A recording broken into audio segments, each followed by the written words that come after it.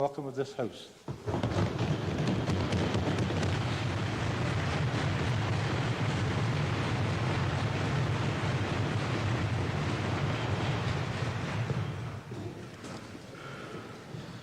It's my great pleasure today to introduce to you and through you my wife of 17 years, Valerie Cody, who survived the election campaign with me. I beg this assembly to welcome her by giving her a nice, warm welcome.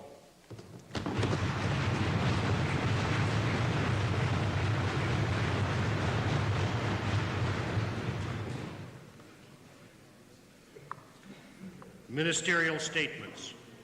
Oral question period. Yes, Mr. Speaker. I'd like to direct the first question to the Minister responsible for public safety in view of the flood disaster of last weekend. Mr. Speaker, when did the Environment Department first determine that a major urban flood would take place, and what steps did provincial officials take at that point? Mr. Speaker, in addition to the major flood of last weekend, there currently is a major disaster going on right now. In terms of advising, there were numerous public warnings issued by Alberta Environment, Alberta Public Safety Services, beginning midweek of last week, advising that as a result of the enormous rainfall in the eastern slopes, the north-central part of the province of Alberta, that a number of major waterways in this part of Alberta would be affected. Those advisories were in the media beginning Wednesday, Thursday. People were advised that the water crest in the North Saskatchewan would probably peak in the city of Edmonton late in the afternoon of Saturday last. It peaked a little later. Supplementary question flowing from the Minister's answers, Mr. Speaker. In terms of disaster planning for floods, is it not usual for the Minister and the Disaster Services Department to try and determine what can be done to prevent damage? I'm talking now about actual work on the site rather than just warnings. What is done in that area? The policy in the province of Alberta, Mr. Speaker, is that a number of years ago, Alberta Public Safety Services undertook a major campaign to ensure that in each of the municipalities in the province of Alberta that a disaster preparedness plan would be in place. Alberta is the only province in the country of Canada that has every one of its municipalities now in its hand a thoroughly thought out, a thoroughly devised disaster preparedness plan. There's only one municipality in our province that doesn't have that, and that's the city of Lloydminster. And it's of interest, Mr. Speaker, quite coincidentally to all of this, it was only last week that I was reviewing the annual report of the City of Edmonton Disaster Preparedness Committee. And on Thursday evening, I drafted a letter and sent it to the Mayor of Edmonton, congratulating Edmonton on being one of the foremost municipalities in the country of Canada in terms of having a system in place. The City of Edmonton has an excellent team in place. It's the responsibility of each of the municipalities to have a plan, an organized plan in place. Each one of the municipalities of Alberta has a very, very thick document which outlines all of the steps that need to be taken, that should be taken, with contact phone numbers. The responsibility of Alberta Public Safety Services is to coordinate on a provincial-wide basis the existence of these plans and to assist in the implementation of these plans when disasters do occur in strike. Supplementary question, Mr. Speaker, to the Minister. I understand that the Dam Safety Branch introduced a new probable maximum flood guidelines, I believe some 3 years ago, to create greater storage capacity to try to prevent floods and overspills at dams. My question then, what assessment has the Minister ordered of these guidelines in terms of their adequacy for a flood of this magnitudes that we're facing now? Mr. Speaker, it's my understanding that in terms of, and if we're talking about the North Saskatchewan River, it's my understanding that the water storage capacity of both the Bighorn and the Brazeau dams, if they would have released water, additional waters in the last number of days, that the crest level here in the city of Edmonton may very well have been a half a meter higher than it really was.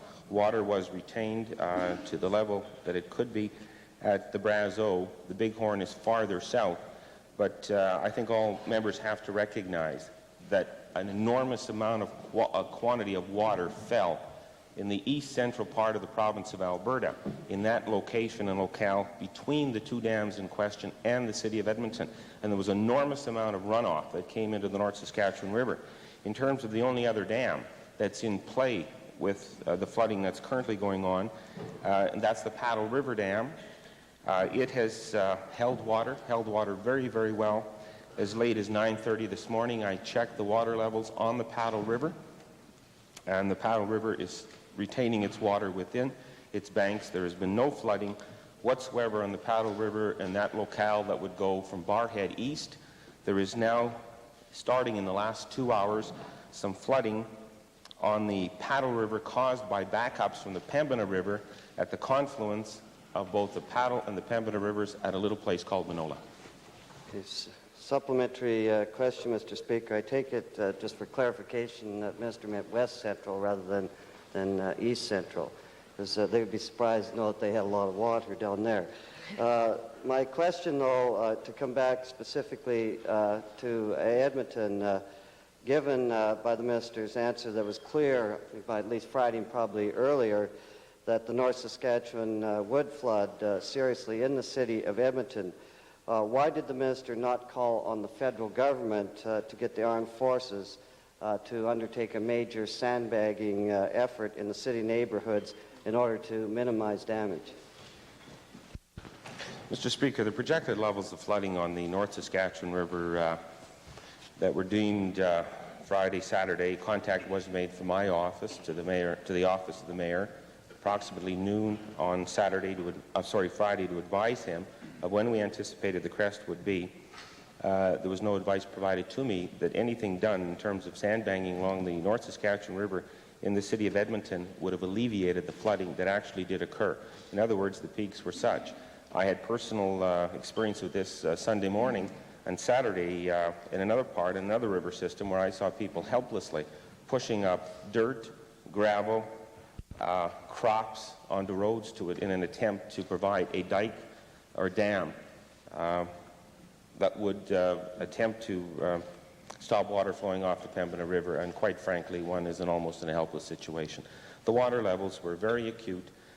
They were highest, is my understanding, in the city of Edmonton and the North Saskatchewan River since the second decade of the 20th century, and certainly they're the highest in recorded history along the Pembina River.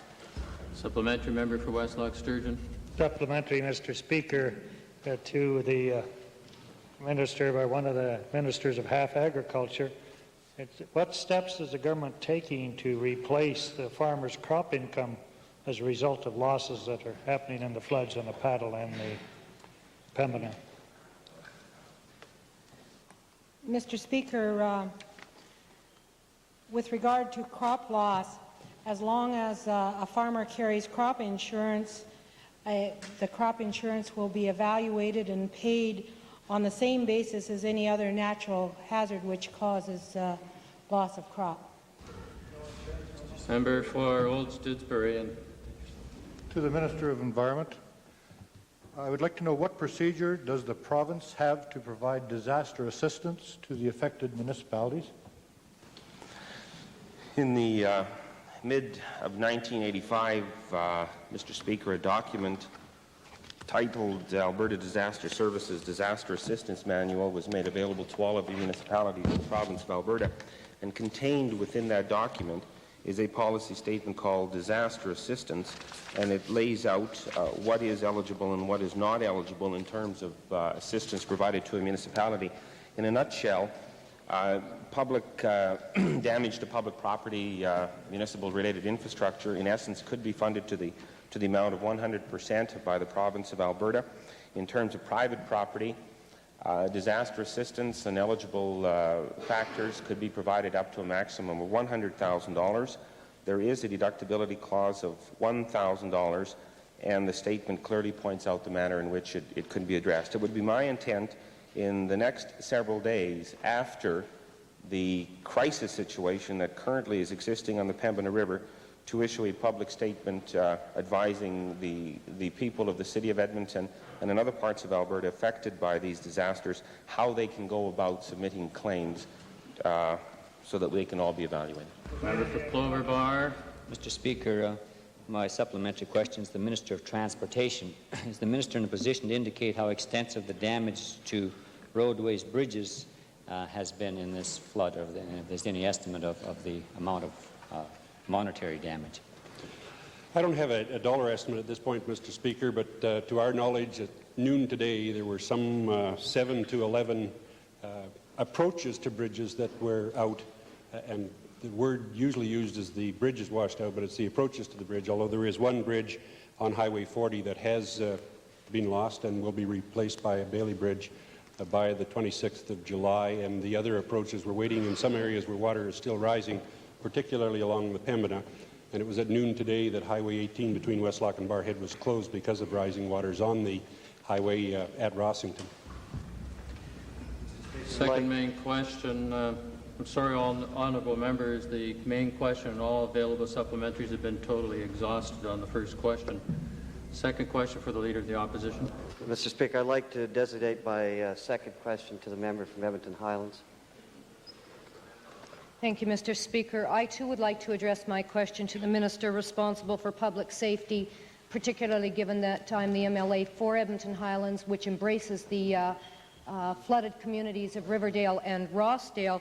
Now, the Minister has just mentioned this policy guideline that deals with the municipalities, and he's specified in his statement that, in fact, victims of floods would be subject to a $1,000 deductibility clause. I would like to ask the Minister if he's prepared at this time, on behalf of those people who are not necessarily high-income people, if he will waive that $1,000 deductibility.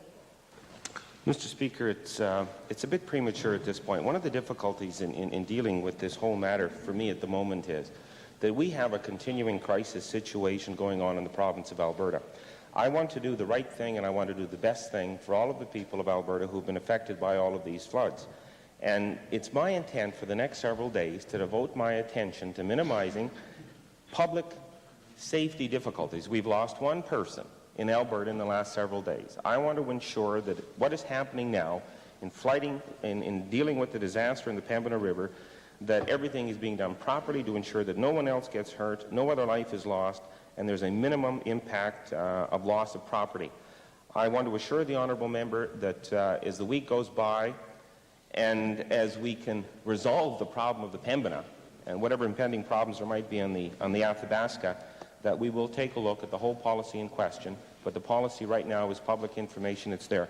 Mr. Speaker, when I'm on my feet, I might also point out perhaps it might be of assistance to the member from Edmonton Highlands to know that earlier today I requested of the Minister of Manpower, on the basis of the document and the statement that he made on Friday last that would provide funding for 1,700 new jobs for young people, I've asked him to spare no effort in ensuring that perhaps several hundreds of these positions, 200, 300, or 400, might be made available to the City of Edmonton so that those young people might be able to get to work tomorrow or Wednesday, assisting the people in the cleanup operation in the communities within their constituencies.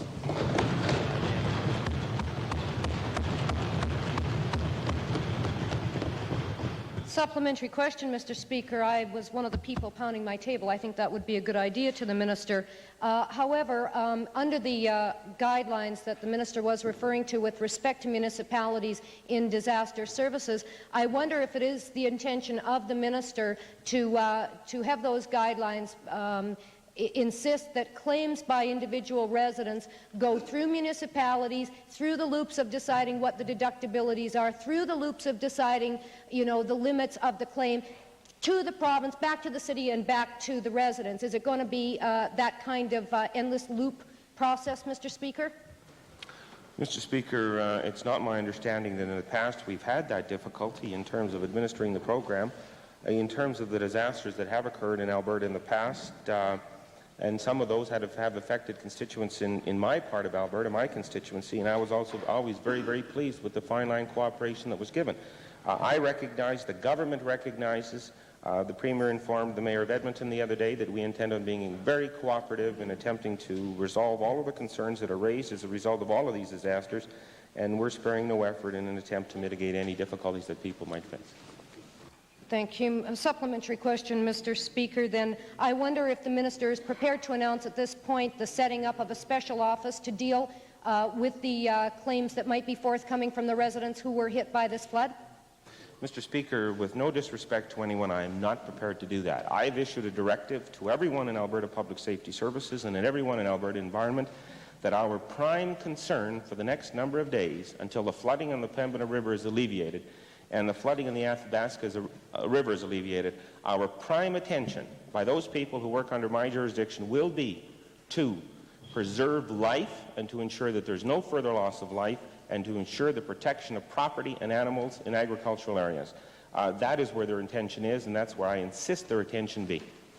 Final supplementary, Mr. Speaker. I certainly have no fight with preserving life, but in the absence of an answer that I'm really looking for, I wonder if I can ask the Premier if the Premier is prepared to assure the Assembly that special assistance to the City of Edmonton for these costs will be forthcoming and that the money wouldn't be deducted from programs that and estimates that are already in place or to be voted on for going to the City of Edmonton. Yes, I can make that assurance, Mr. Speaker.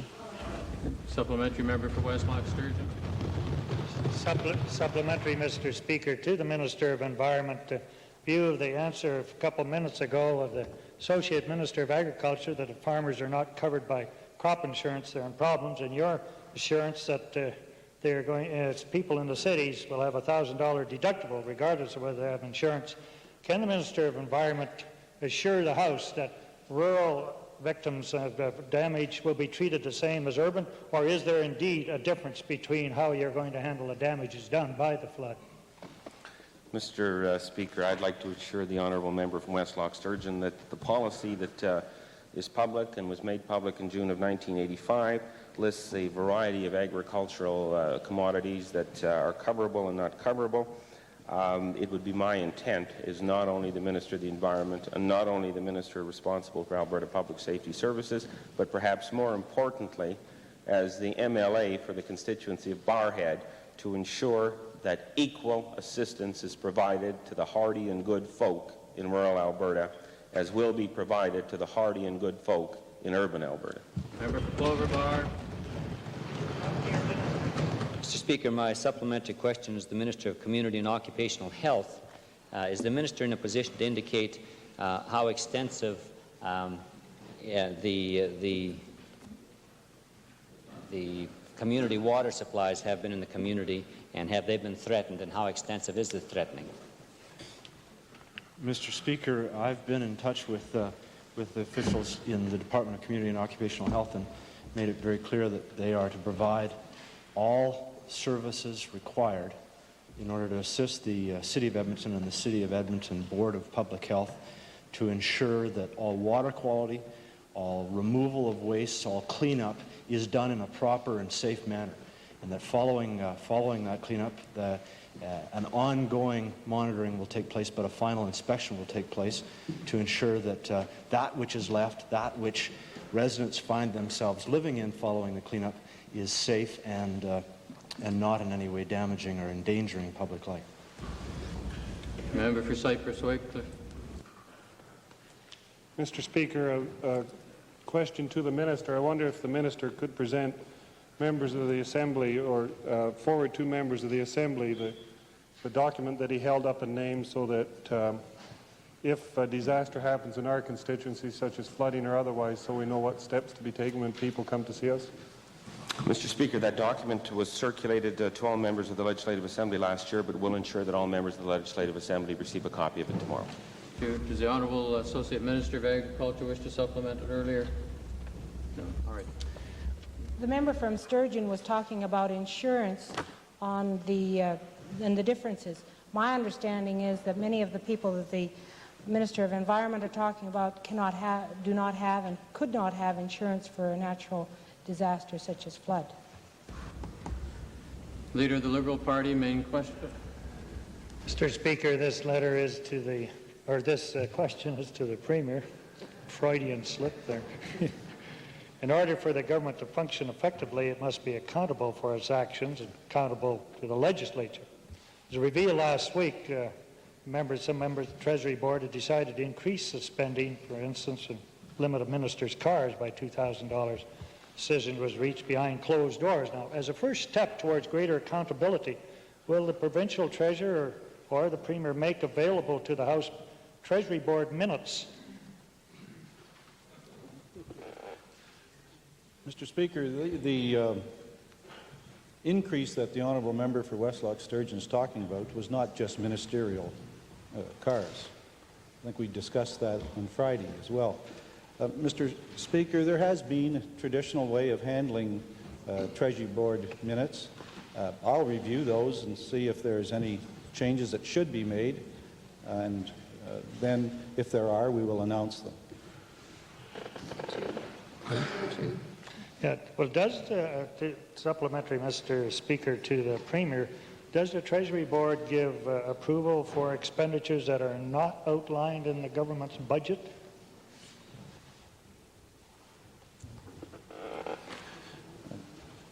Mr. Speaker, I'm not quite sure what the honourable member from Westlock Sturgeon is referring to. There are obviously decisions all through the year that aren't foreseen in preparing a budget that a government has to deal with. And in that case, of course, we deal with them. And in some cases, they may be funds that are raised by special warrant. In others, it may be funds that can be transferred. In other cases, there can be lapses and a variety of methods of handling those various expenditures. Mr. Speaker, to the Premier, all the more the importance of receiving minutes of what this Treasury Board is doing.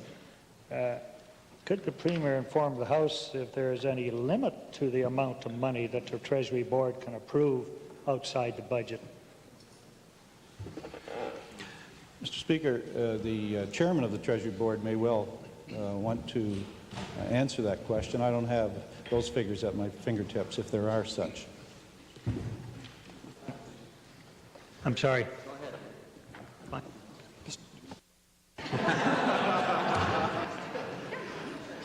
Mr. Speaker, after you, final supplement, do I get a free supplementary after Alphonse? But, Mr. Premier, what is the length of time that passes between a decision by the Treasury Board to approve an expenditure, with or without budget and in secret, as it has been done? At which point is the information made public? Mr. Chairman, or Mr. Speaker, at least, the normal practice of the government has been to publish the Treasury Board minutes in the Alberta Gazette, and that does take place on a normal course throughout the year. I should note that Treasury Board deals with matters other than financial matters, deals with such things as appointing counting officers and other routine things of that order, but is set in place essentially on the expenditure side to ensure that those limits which are imposed by government on the expenditure priorities are in fact followed out. And it tests a variety of expenditure areas to ensure that that mandate, which is given to us by the legislature and by government to some extent, is followed. Supplementary member for Clover Bar. Mr. Speaker, a supplementary question to the Premier. Mr. Speaker, to the Premier, in light of the fact there seems to be some confusion as to who is entitled to cars and who is not, what is the Chairman of Executive Council, the Cabinet's policy as to who is entitled to a card public expense and who is not entitled to a card public expense? Well, Mr. Speaker, it's determined as a matter of judgment over the years, and basically it's those who we feel require one in order to adequately perform their function. Some people get a car, others get a watch. Leader, the member for Clover Bar, main question on behalf of the representative party, followed by the member for Red Deer North. Speaker, my question to the Honourable Solicitor General. Can the Honourable Minister indicate what the government's policy is in light of the fact that the City of Edmonton will be sending the province a bill for approximately $500,000 to pay for the overtime that has been paid for the policing of the labour and gainers dispute? Can the Minister indicate what the government's policy is as to what they do in situations such as this? Mr. Speaker, I believe this was discussed in a couple of days ago in the House. We have a policy whereby we contribute $18 per capita to a municipal police force. The municipal police force then works through their police commission, formulates a budget, and then carries out the policing requirements of that particular municipality. for municipalities of populations less than 15,000, or pardon me, up to 15,000, they're usually policed by RCMP, and they negotiate a contract with the RCMP, part of which is paid by the federal government, part of paid by the municipality, of which the province contributes $12 per capita. Those under 1,500 are negotiated under a provincial agreement with the RCMP, and they also get the $12. In relationship to the City of Edmonton alleged overtime bill, I have not received a request for help in paying this from any official. It seems to be that the Edmonton Journal is submitting that request. I have not received that request. Mr. Speaker, supplementary question. Minister, is the minister giving consideration to having some policy in place so that the municipalities will know that in an extra special circumstance such as we've had in Edmonton and at Suncor and at Fletcher's and at Seidler's, that there will be some support in situations where the municipality does not have the fiscal capacity to pay for these extra charges? Is the government looking at some type of emergency procedure, either through special warrant or some other mechanism? Mr. Speaker, I guess what is determined as an emergency by one municipality is against another would necessitate us looking at each particular instance on its own. I think the member for Clover Bar should be aware that we're all taxpayers, whether the municipality pays the extra costs or whether the provincial government pays the extra costs that comes out of the in the end from taxpayers. I hearken back to my previous comments that we contribute $18 per capita to a municipality for their policing costs. We would expect that they would budget somewhat the same as we budget, and we don't happen to have an excess capacity of money.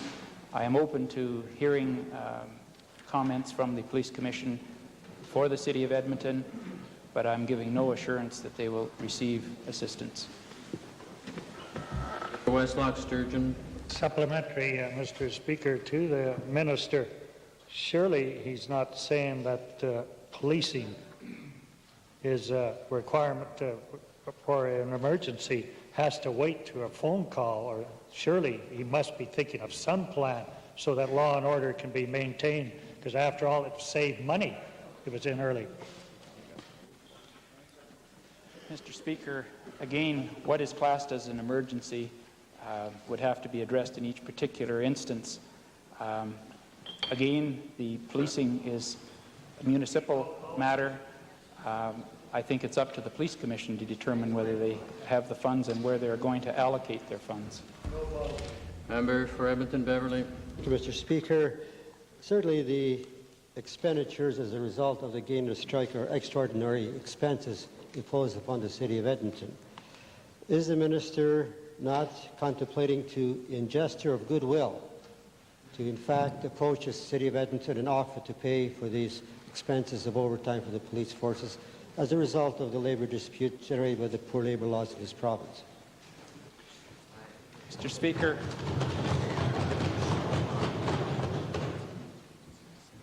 I beg to differ in the respect that it's poor labour laws. Of course, the labour laws are involved in this particular instance because there happens to be a strike.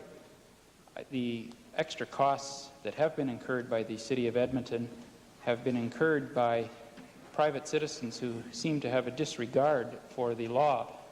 In this particular instance, whether it happens to be contempt or whether it happens to be violence, it's a very unfortunate circumstance. As I mentioned previously, I have not had a request from the City of Edmonton. I'm more than willing to sit down with any of them, discuss the situation.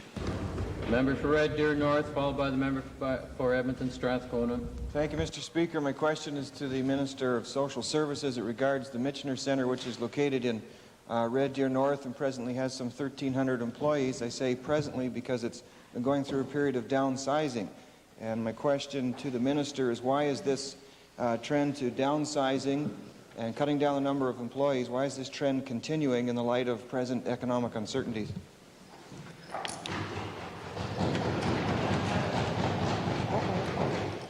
Mr. Speaker, a very important question, obviously, by the honourable member for Red Deer North, because it does relate to a number of people who I'm sure have expressed over time a concern about employment at Michener. Until now, the folks who are operating Michener have expressed that at least no one has been laid off, as the residents of Michener have expressed a desire to leave the centre and enjoy community living. Thus far, the downsizing has occurred without any layoffs. There have been some 31 people, I believe, since the beginning of this particular year who have expressed that desire and left the centre for community living. And Mr. Speaker, I think it's appropriate for me to say that my responsibility relates to the clients at Michener, giving them, through their parents and guardians, the opportunity for community living, and I don't feel moved to put the employment of people in Red Deer, as important as it is, ahead of the allocation of funds for the individuals who are residents of Michener, giving them the opportunity to make choices. And Mr. Speaker, we will try very hard to see that individuals who may indeed be affected, none have yet so far, but individuals who may be affected by a downsizing through clients leaving Michener, that those individuals have an opportunity to liaise with community groups and others who are providing the opportunity for clients for community living. Supplementary, Mr. Speaker, in the area of layoff and downsizing, I don't know if our information is conflicting here, but the morale reports I have coming from the Michener are such that the employees are suggesting they are not being informed of policy and of what is ahead for the future. Could the minister advise us if this is the policy of her department to inform employees of the policy that's going to be going on in a particular institution? Well, Mr. Speaker, I would hope that the employees would be very much aware that the clients who are their responsibility have that opportunity for community living, and there is a fairly lengthy process from the time that there is an expression of desire to move to the community, to locate a suitable residence in the community, that there is programming available. And as this occurs, I certainly, Mr. Speaker, will seek clarification of how much information is flowing through the management to staff at Michener, so that they are aware of how many people at any one time are a part of the process in seeking a community living option. Supplementary, Mr. Speaker, in relation to this community living and in the involving downsizing, are the parents of the residents being consulted at all? Are they being involved at all in the decision-making process here? Mr. Speaker, no moves would be made without the authorization of either parents or guardian, and that is unequivocal. Member for Edmonton Strathcona. Member, supplementary question, Edmonton Calder. Supplementary to the minister. It's my understanding that there is a waiting list to get into Michener Centre, and I'm wondering how the department can justify the downsizing in the staff when this seems to be the case.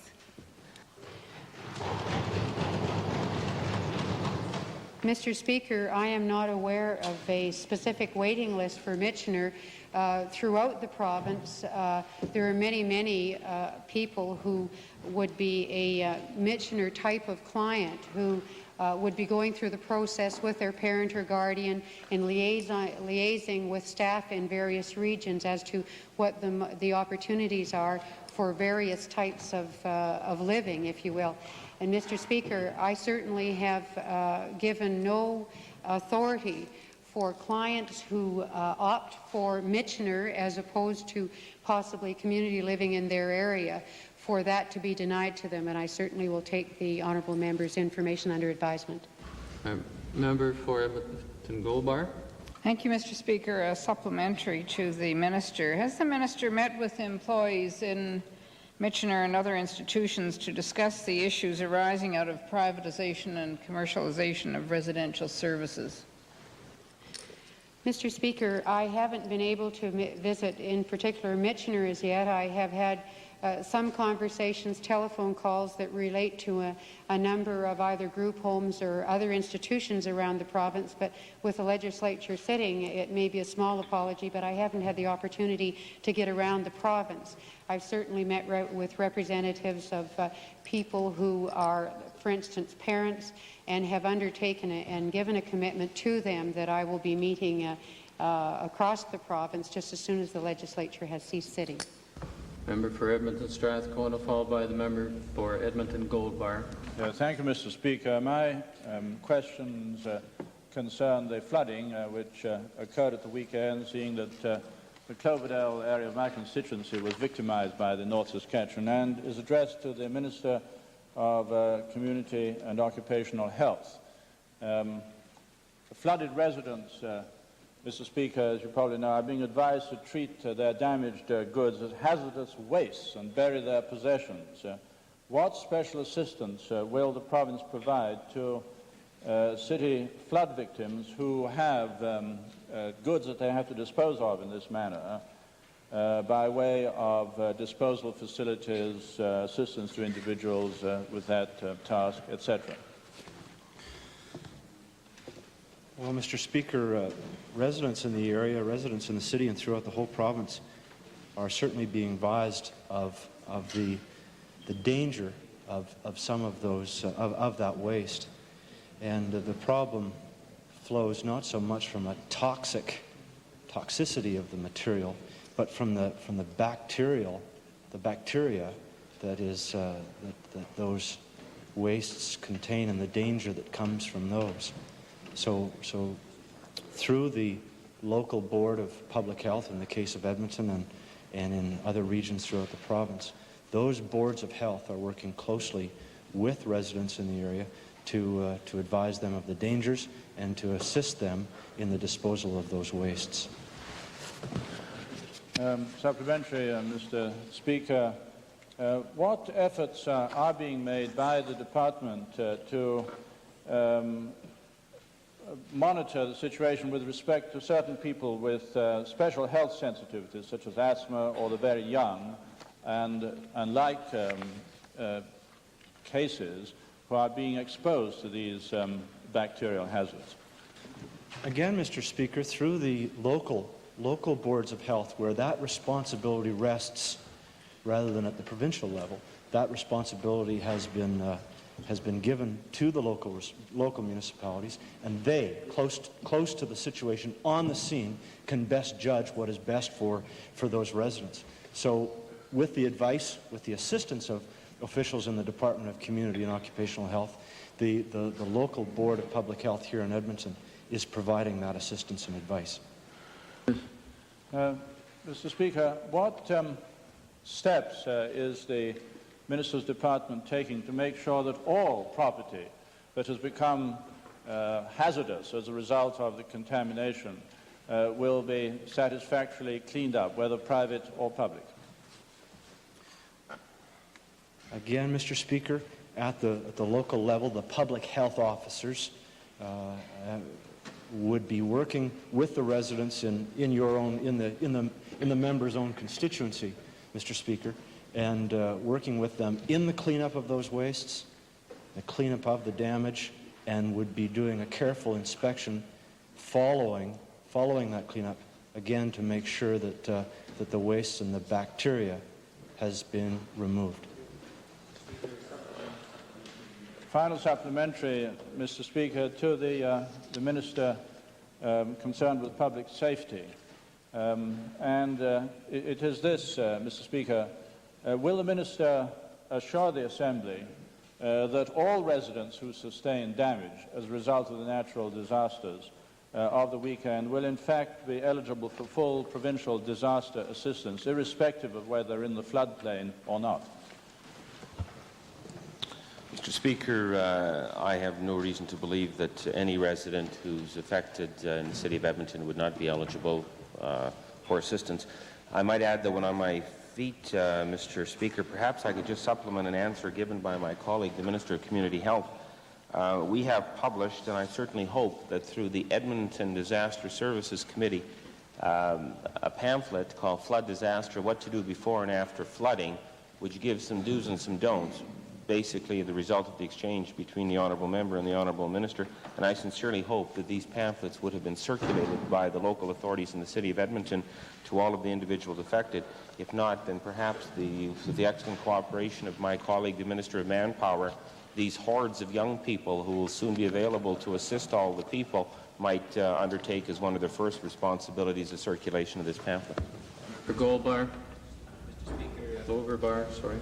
My question is further to the Minister of Community and Occupational Health, and the question asked about contamination of water supply. Mr. Speaker, the Minister, I would like to know what water supplies in other parts of the province have been endangered, community water supplies in the areas that have been flooded, as well as Edmonton. Mr. Speaker, I couldn't give the honourable member a report on throughout the province, but I can tell the honourable member, Mr. Speaker, that the sampling of water throughout the province is carried on by those local public health units, and the testing of that water, the sampling and testing of it, working through the officials in the department of my colleague, the Minister of Environment, would be doing that sampling on a regular basis. And in this case, in the case of this very serious situation, that kind of testing would be increased, and the monitoring would be very special. Supplementary, member for West Loch Sturgeon. Supplementary to the Minister of Public Safety. Is the Minister financing the supplies of potable water to those farms and rural residents in Paddle and Pembina areas that may have had their surface water contaminated? The Minister of Public Safety. What we have going on right now at this very hour, Mr. Speaker, is a helicopter in the air. We've advised all of the individuals living proximate to the Pembina River to be outside this afternoon waving a white cloth if they are in need of any assistance from the helicopter in the air. That, of course, only applies to those individuals who are cut off by telephone. Individuals who have access to a telephone are finding that on the local radio station in the area that the local disaster services preparedness number is being flashed every X number of minutes, asking what we can do to assist them. I have no intention of allocating any assistance whatsoever to those individuals who are phoning in and saying, I need some cigarettes, and that has already happened. How about Ricky Watt? Minister of Manpower. A number of questions here today have addressed the matter of cleanup, and I thought that I could pass on some information to the honourable members. As they will recall, on Friday we announced the extension of the STEP program and the Alberta Wage Subsidy program. I think those two programs would be excellent opportunities for both municipalities and farmers to access the underwriting, I guess, of some of the wages for students who may be employed to assist in the cleanup. And in that regard, Mr. Speaker, I did put a call into the office of Mayor Lawrence Decore today to let him know that certainly he should review our announcement of Friday, and along with those two programs, review the Alberta Environment Employment Program. All of these programs, Mr. Speaker, are available to municipalities as well as farmers, as well as the private sector, to hire students who are unemployed for this summer, and I'm sure they'd be more than pleased to help in the assistance of cleaning up the Edmonton area and also give them a job for the balance of the summer. Member for Edmonton Goldbar. Mr. Speaker, my question is to the Minister of Hospitals and Medical Care on helicopters again. The helicopter ambulance service that began operations recently will provide a needed service to the people of Alberta. Will the government be proposing a publicly subsidized provincial ambulance service with consistent standards throughout the province, Mr. Minister? No, Mr. Speaker. Back up again, Mr. Speaker. Supplementary. to the Minister, has the government conducted any studies to determine whether such a province-wide ambulance service would increase the efficiency of rural hospitals? Mr. Speaker, there's been a number of studies done with respect to a province-wide ambulance system, but I'm not aware that there's one that has shown that there would be any increased efficiencies whatsoever with respect to rural hospitals because of ambulance services. We do have a very adequate ambulance service in this province right now, operated by municipalities, by hospital boards in cooperation with one another, funded in large part in terms of transfers of patients from district hospitals to referral centers by the budget of the Department of Hospitals and Medical Care. There is nothing that I've seen that would indicate that greater efficiencies of rural hospitals could be obtained by having this ambulance service funded by the province. Back to the contrary, it would probably take away considerable dollars from other needed health care areas if the service was simply free and on demand, as it is in some other provinces who are experiencing very, very high costs for ambulance services. Time for question period has expired. May we finish this series of supplementaries with regard to this question? Thank you, Mr. Speaker. To continue to the Minister, has the government done any analysis of ambulance calls in rural areas to determine responsiveness of ambulance service to those communities? Yes, there are a number of studies that have been undertaken with respect to response to ambulance services and the time it takes, and all that I can say is the ambulance response in this province, both in rural and urban areas, particularly in rural areas, is dramatically improved from what it was a number of years ago. Thank you, Mr. Speaker. Perhaps I should avail myself of some of that information, which appears to be news to me. Mr. Speaker, has the government considered the efficiency and any cost savings to be achieved by subsidizing air ambulance? Well, Mr. Speaker, the government does pay for most of the cost of air ambulance. If a attending physician believes that it's most appropriate that a patient be moved by air ambulance, then those costs are paid for, and I can't recall the exact figures, but several millions of dollars each year are paid out to transport people by air ambulance.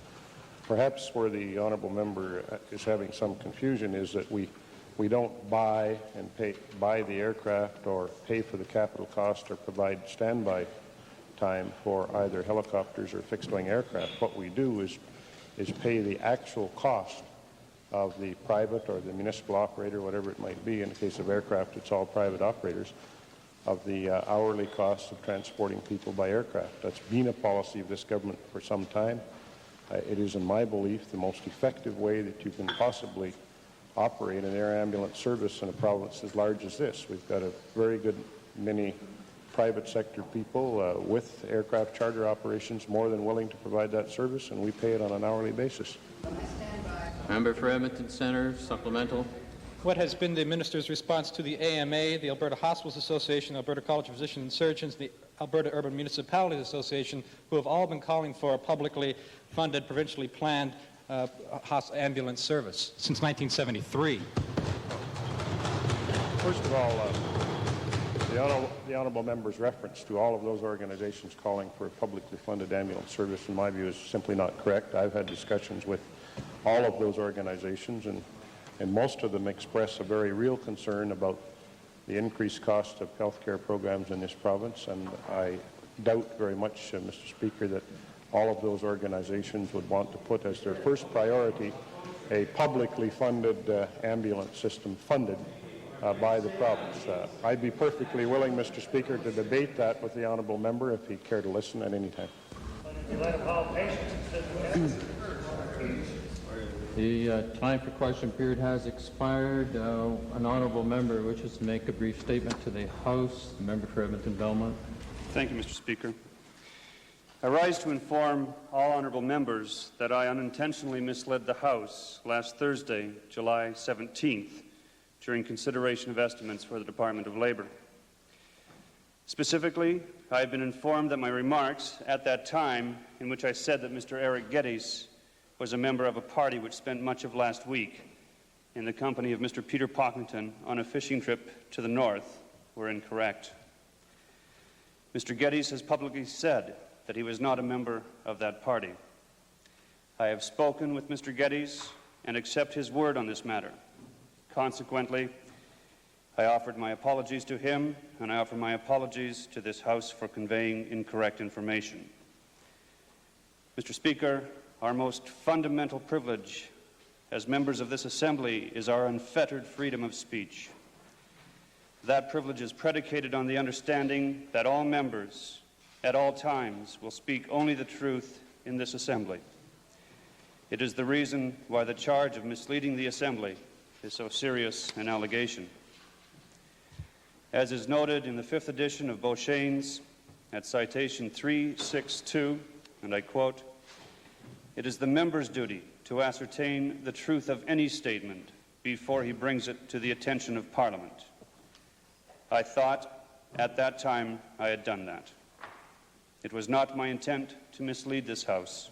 However, I stand corrected.